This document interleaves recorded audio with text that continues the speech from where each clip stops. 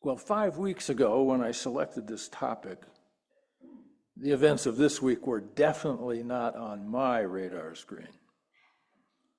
I don't know about you, but this was an unexpected result for me personally. And I think I'm aware that there's a lot of grief and suffering and angst and worry and fretting and so forth that's going on in the world. So, for two reasons, I think it's appropriate that we can study and aim at enlightenment. Because one, it's good for what ails you, and two, it'll change the world. It will absolutely change the world because, you see, everything is energy. Consciousness exudes an energy field, and it can be discerned as to how high the vibration level is. And when we vibrate at a higher level, we change the collective field that we all swim in. So the most important thing that we can actually do is to work at becoming enlightened. And so what is enlightenment? Well, it is the deep, complete understanding of who we are and acceptance of that. The Course in Miracles talks about it as accepting the atonement for yourself. And the atonement is simply acknowledging that we are innocent, perfect children of our Creator. Innocent. No one has ever done anything to us, and that is sometimes tough to accept.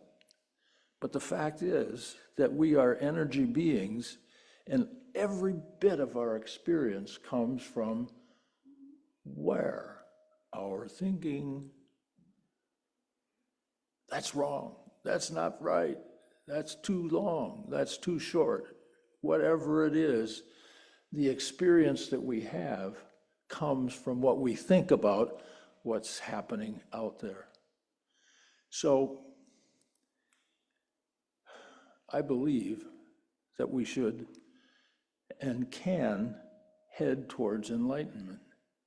I'm reminded of the 1965 song by Burt Bacharach and Hal David called "What the World Needs Now is Love, Sweet Love." And that's the only thing. There's just too little love. You remember that song? Maybe you're not old enough to remember that song, but I am. And I think that can be the theme song for this love revolution that we're seeking to start. So we need to inquire about divinity. We teach here that we are all divine. And what exactly is that? What is divinity? Most of us grew up thinking that divinity, and it has so many names, God, all that is, Spirit, the universe, Allah, Adonai, Jehovah. The names don't matter. What matters is what we perceive that to be. We all grew up with a notion that God, for lack of a better term, was something, a being, usually referred to as Heavenly Father, a male, off somewhere in the universe, holding puppet strings for each of us, jerking this one and that one and pulling this one aside and saying, no, no, no.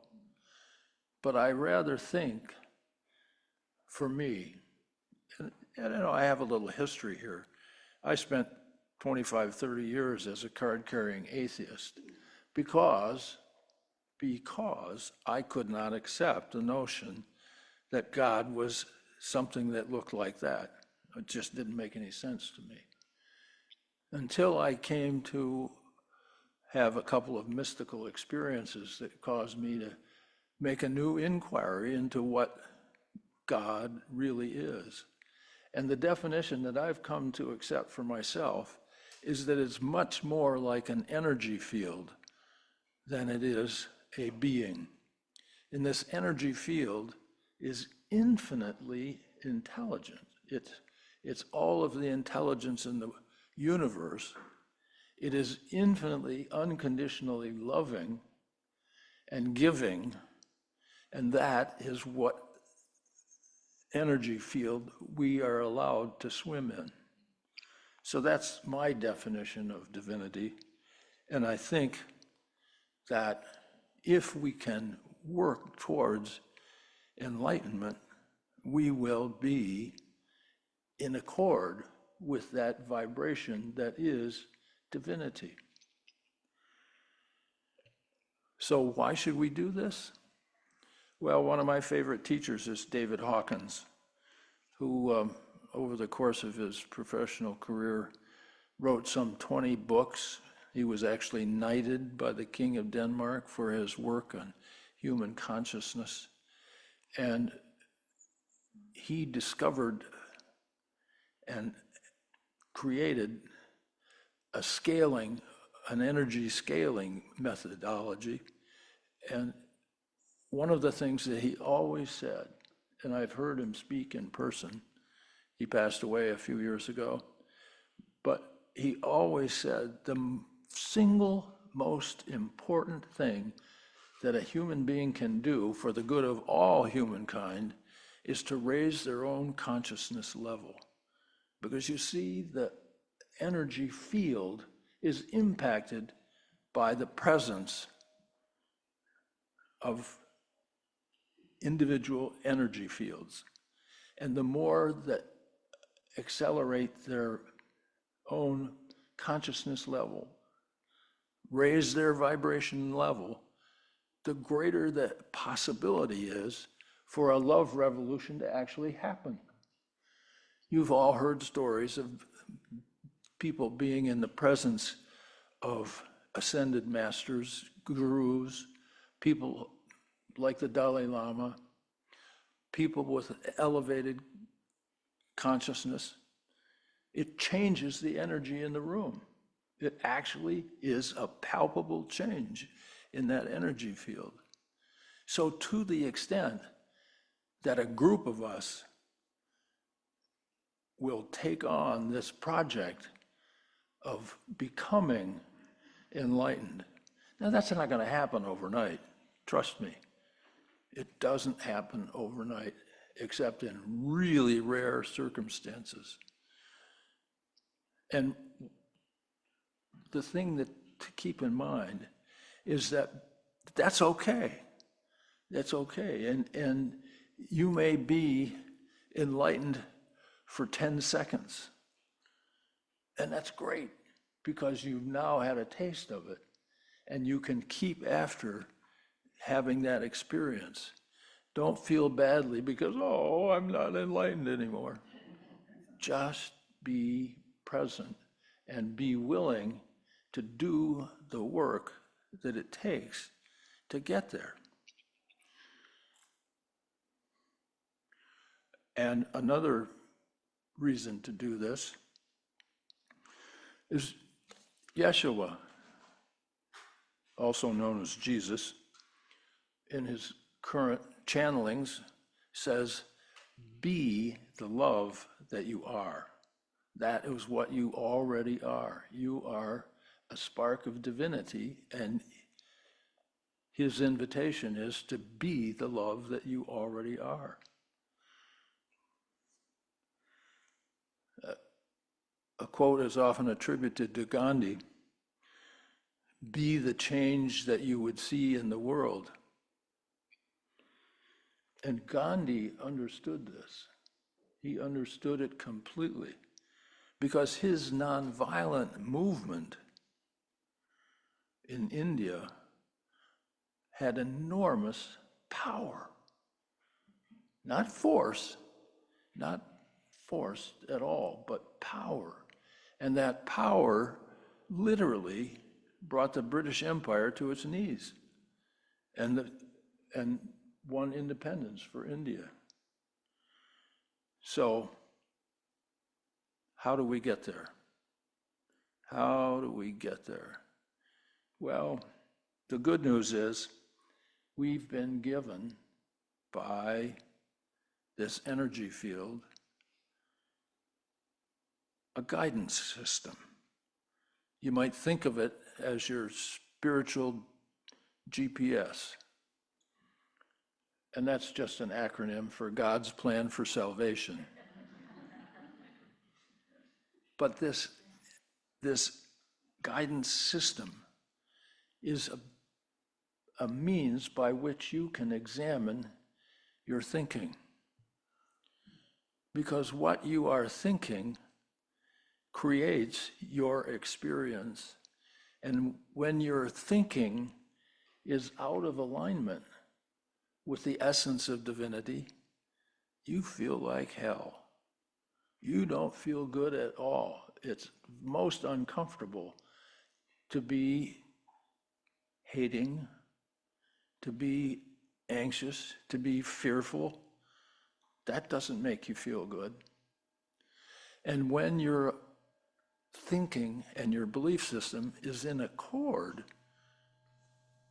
with divinity, with goodness, with loving kindness, with infinite possibilities, you feel great.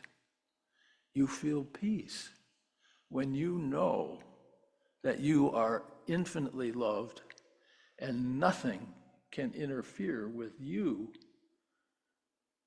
except what you think. Then you can be at peace.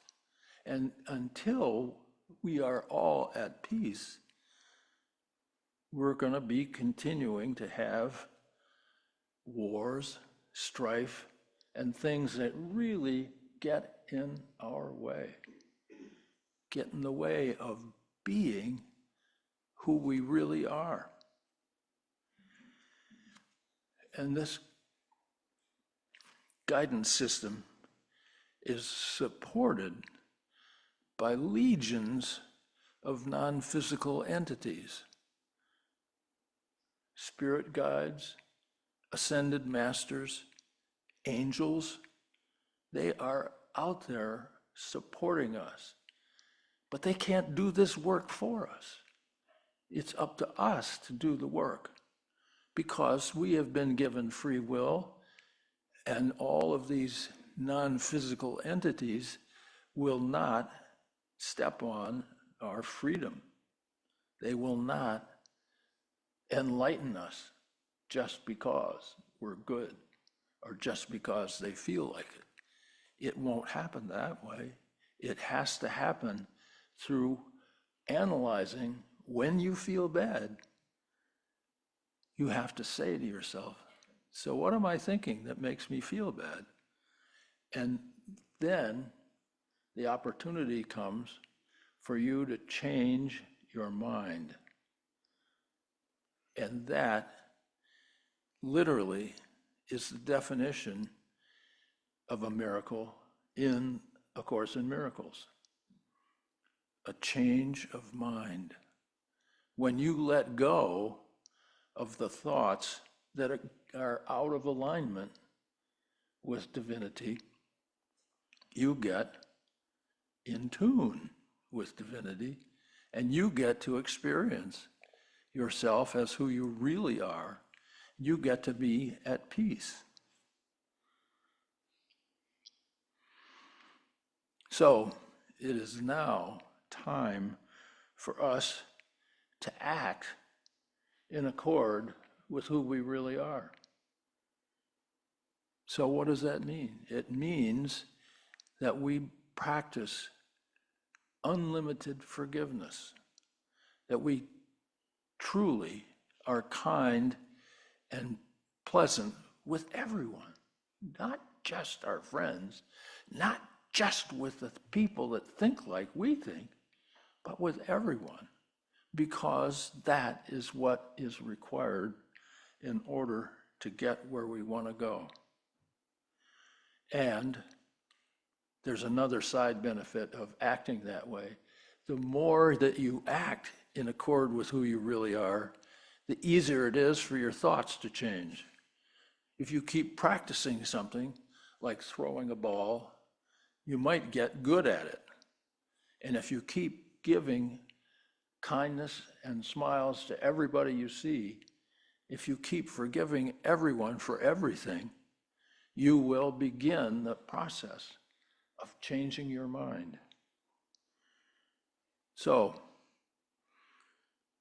I think we've had a wake-up call. I think the world needs higher energy levels. It needs vibration levels that create the possibility that we can actually experience peace and prosperity and health. All of those things are a function of the vibration level that we operate at. So I want to close with a couple of quotes from A Course in Miracles. And the first is that love is all there is. And the second is from the introduction, and it goes like this. Nothing real can be threatened. Nothing unreal exists. Herein lies the peace of God. So, there it is. Let's get to work. I'm done.